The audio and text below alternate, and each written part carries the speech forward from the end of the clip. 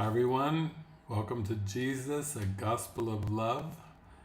We are looking deeply at the mystical Christ and the mystical teachings of Christ and practicing the workbook lessons that He's given us in His Course in Miracles. And that is clearing the mind of grievances, attack thoughts, judgments, conclusions, opinions, assumptions, just emptying our mind of all the thoughts and beliefs that are attempted to be held onto that are not in alignment with God's will. We're open to seeing God's will for us as perfect happiness, perfect peace, perfect love and joy, and anything that gets in the way of that is to be released. Empty our minds of the errors and the lies and remember the truth that is forever true and forever God's gift to His beloved child. So today we are moving into lesson 17. I see no neutral things. This idea is another step in the direction of identifying cause and effect as it really operates in the world. You see no neutral things because you have no neutral thoughts. It is always the thought that comes first, despite the temptation to believe that it is the other way around. This is not the way the world thinks, but you must learn that it is the way you think. If it were not so, perception would have no cause and would itself be the cause of reality. In view of its highly variable nature, this is hardly likely. In applying today's idea, say to yourself with eyes open, I see no neutral things because I have no neutral thoughts. Then look about you, resting your glance on each thing you note long enough to say, I do not see a neutral fill in the blank because my thoughts about fill in the blank are not neutral. For example, you might say, I do not see a neutral wall because my thoughts about walls are not neutral. I do not see a neutral body because my thoughts about bodies are not neutral. As usual, it is essential to make no distinctions between what you believe to be animate or inanimate, pleasant or unpleasant. Regardless of what you may believe, you do not see anything that is really alive or really joyous. That is because you are unaware as yet of any thought that is really true, and therefore really happy. 3 or 4 specific practice periods are recommended, and no less than 3 are required for maximum benefit, even if you experience resistance. However, if you do, the length of the practice period may be reduced to less than a minute or so that is otherwise recommended. I see no neutral things. So, as we are reinforcing and strengthening the idea, my thoughts either extend the truth or they multiply illusions. They either extend the truth and are true, real thoughts, or they multiply illusions and are false, erroneous ego thoughts. I see no neutral things because I have no neutral thoughts. And it's bringing causation back to the mind and realizing that thinking, believing and thinking is producing the world, the projected world. And I need to let go of those those thought forms, those projections in order to truly see with the vision of Christ. That is our goal. So to support us, we'll go to the Manual for Teachers, and it's number 17. How do God's teachers deal with magic thoughts? This is a crucial question both for student and pupil. If this issue is mishandled, the teacher of God has hurt himself and has also attacked his pupil. This strengthens fear and makes the magic seem quite real to both of them. How to deal with magic thus becomes a major lesson for the teacher of God to master. His first responsibility in this is not to attack it. If a magic thought arouses anger in any form, God's teacher can be sure that he is strengthening his own belief in sin and has condemned himself. He can be sure as well that he has asked for depression, pain, fear, and disaster to come to him. Let him remember then, it is not this that he would teach, because it is not this that he would learn. There is, however, a temptation to respond to magic in a way that reinforces it. Nor is this always obvious. It can, in fact, be easily concealed beneath the wish to help. It is this double wish that makes the help of little value and must lead to undesired outcomes. Nor should it be forgotten that the outcome that results will always come to teacher and pupil alike.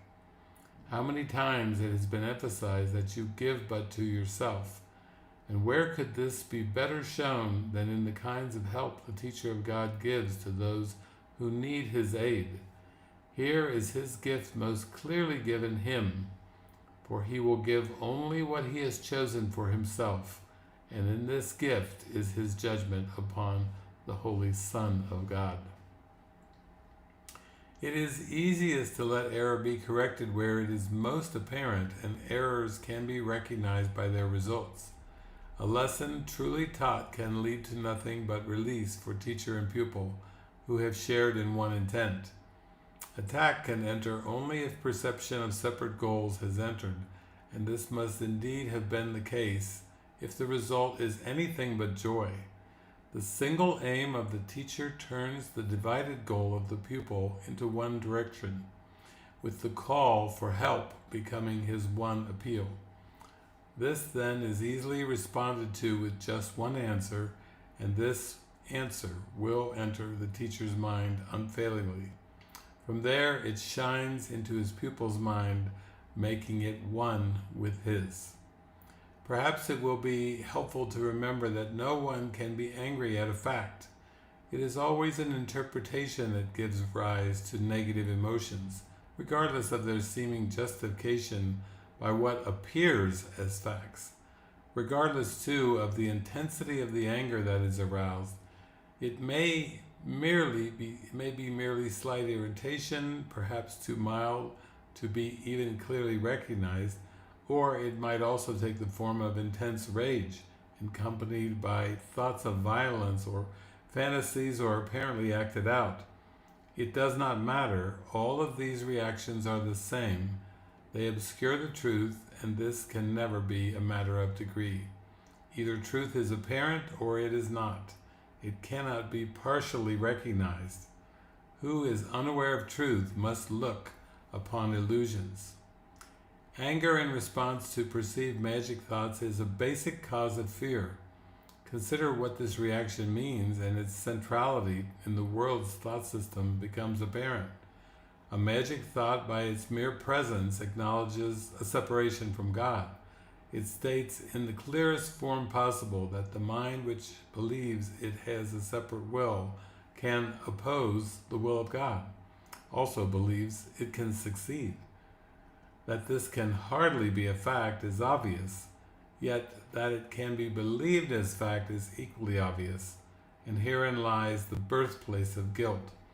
Who usurps the place of God and takes it for himself now has a deadly enemy, and he must stand alone in his protection and make himself a shield to keep him safe from fury that can never be abated and vengeance that can never be satisfied. How can this unfair battle be resolved? Its ending is inevitable, for its outcome must be death. How then can one believe in one's defenses? Magic again must help. Forget the battle.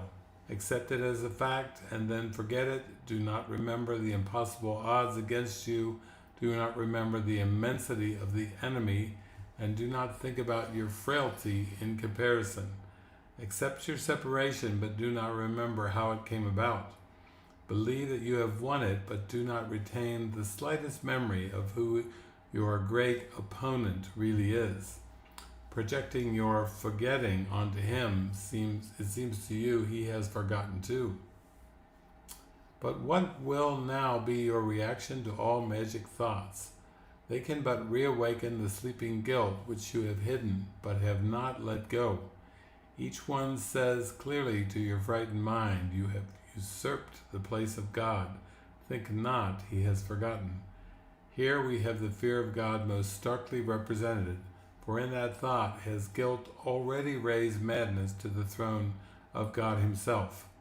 And now there is no hope, except to kill. Here is salvation now. An angry father pursues his guilty son. Kill or be killed, for here alone is choice.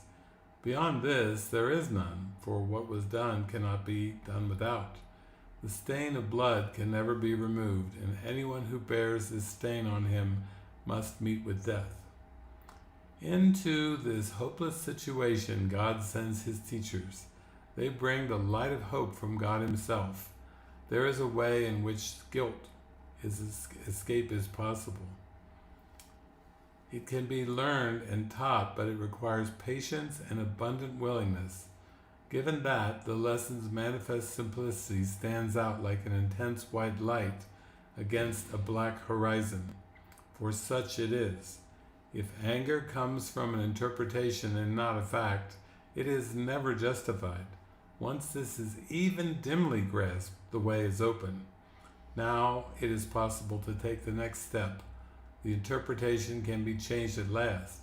Magic thoughts need not lead to condemnation, for they do not really have the power to give rise to guilt, and so they can be overlooked and thus forgotten in the truest sense. Madness but seems terrible. In truth, it has no power to make anything. Like the magic which becomes its servant, it neither attacks nor protects. To see it and to recognize its thought system is to look on nothing. Can nothing give rise to anger? Hardly so. Remember then the teacher of God, that anger recognizes a reality that is not there. Yet is the anger certain witness that you do believe in it as fact. Now is escape impossible until you see you have responded to your own interpretation, which you have projected on an outside world. Let this grim sword be taken from you now. There is no death. This sword does not exist. The fear of God is causeless, but his love is cause of everything beyond all fear, and thus forever real and always true. Beautiful. So we've practiced our lesson today. I see no neutral things because I have no neutral thoughts, and my mind is causative. So what I believe in, what I'm thinking is literally showing me a world of images, but I see no neutral things. These thoughts are either true or false, and the images are either true or false. I see no neutral things. Okay, have a beautiful